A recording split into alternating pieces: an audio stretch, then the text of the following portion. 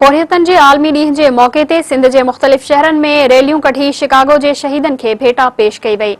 मीरपुर ख़ास में मज़दूरनि जे आलमी दिहाड़े जे मौक़े ते सिंध मज़दूर इतिहाद ऐं आल पाकिस्तान वर्कर्स फेडरेशन तरफ़ां हमीद चना, सुगरा ख़ासकेली, ताज बलोच ऐं ॿियनि जी अॻवानी में रैली कढी प्रेस क्लब अॻियां जलसो कयो वियो, जंहिं में शिकागो जे शहीदनि खे भेटा पेश कई वई। नवाबशाह में मज़दूरनि जे आलमी दिहाड़े जे मौक़े ते आल पाकिस्तान हाइड्रो इलेक्ट्रिक यूनियन तरफ़ां अनवर चांडियो, असगर अली मलाह, मलिक इम्तियाज़ ऐं मक़सूद शेख जी अॻवानी में सब डिवीज़न मुनुआबाद ऑफिस खां नेशनल प्रेस क्लब ताईं रैली कढी वई। शहदाद कोट में मज़दूरनि जे आलमी दिहाड़े जे मौक़े ते सिंध तामीरात लेबर यूनियन पारां हथनि में बैनर ऐं ॻाढ़ा झंडा खणी नादिर अली मक्सी, सूबेदार कारड़ो, शाहिद खटियाण ऐं ॿियनि जी अॻवानी में रैली कढी कोटू मोटू चौक ते जलसो कयो वियो। ट्रेड यूनियन तरफ़ां बि लेबर हाल खां हथनि में बैनर खणी उर्स सीलरो, वहाब पंजराणी ऐं ॿियनि जी अॻवानी में रैली कढी वई।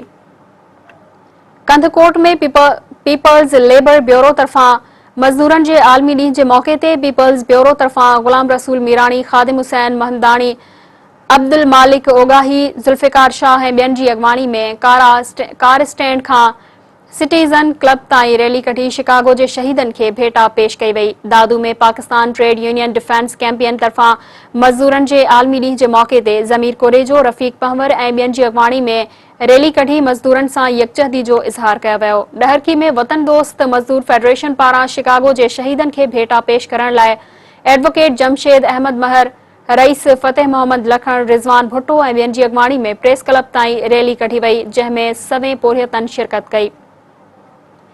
मीरो खान में दोस्त मज़दूर फेडरेशन तरफ़ां पोरियतन जे आलमी ॾींहं जे मौक़े ते जमील भट्टी, बशीर दीनारी, माशूक दीनारी ऐं ॿियनि जी अॻवानी में अर्ज़ी भुट्टो चौक खां प्रेस क्लब ताईं रैली कढी वई। मीरपुर बठोरो में Pakistan trade union defence campaign Pakistan तरफ़ां रशीद आज़ाद सूमरो, जब्बार ज़ौर, कॉमरेड सिकंदर ऐं गुलाम हुसैन मीरबहर जी अॻवानी में तलाव चौक खां मेन बस स्टॉप ताईं एहतिजाजी रैली कढी शिकागो जे शहीदनि खे भेटा पेश कई वई।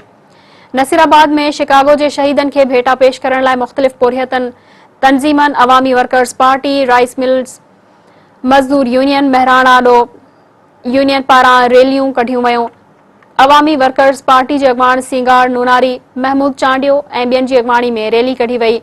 शाहपुर जहानिया में मज़दूरनि जे आलमी ॾींहं जे मौक़े ते अल नूर शुगर मिल में वर्कर्स यूनियन अॻवाननि ताज मोहम्मद डाहिरी, ताहिर महमूद भट्टी, ज़ुल्फ़िकार डाहरी, सालेह बुर्दी, सईद नवाज़ जट जी अॻवानी में मज़दूरनि हथनि में बैनर खणी शुगर मिल जे मुख्य गेट खां वर्कर्स यूनियन ऑफिस ताईं सलाम रैली कढी।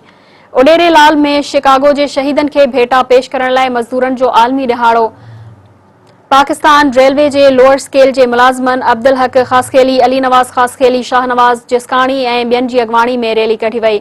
पिथोरो में पोरियतन जे आलमी दिहाड़े ते ग्रेजुएट फोरम पारां पीर पिथोरो चौक खां शाही बाज़ार ताईं रैली कढी वई। रैली जी अॻवानी ग्रेजुएट फोरम जे चेयरमैन एडवोकेट मीर मोहम्मद नोहड़ी कई।